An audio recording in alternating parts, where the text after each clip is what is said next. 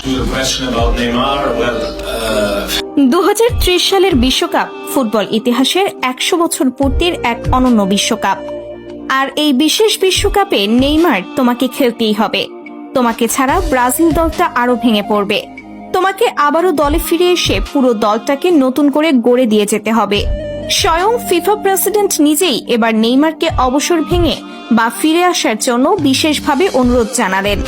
নেইমারকে তিনি বলেন, ফুটবল আসলে শুধু একটা খেলা নয়, ফুটবল হলো একটা বিশুদ্ধ আবেগ।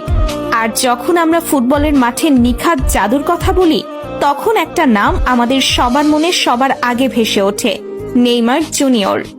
নেইমার, তুমি ফুটবলকে যা দিয়েছ তার জন্য পুরো বিশ্ব তোমার কাছে ঋণী।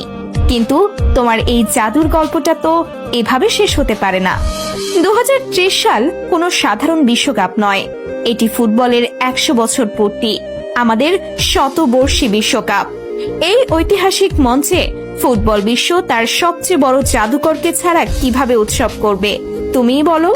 আমি জানি ইনজুরি আর কঠিন সময়ে তোমাকে অনেক ভুগিয়েছে। আমি জানি ব্রাজিলের হলুদ জার্সি গায়ে চাপ কতটা পাহাড় সম হয়, কিন্তু হেক্সা জেতার যে স্বপ্ন কোটি কোটি মানুষের চোখে, সেই স্বপ্ন সত্যি করার আসল কারিগর তো তুমিই। আজ একজন ফিফা প্রেসিডেন্ট হিসেবে নয়, ফুটবলের একজন সাধারণ ভক্ত হিসেবে আমি তোমাকে হাত জোড় করে অনুরোধ করছি, নেইমার, তুমি 2030 বিশ্বকাপে ফিরে এসো। ফুটবল বিশ্বের তোমাকে বড্ড প্রয়োজন।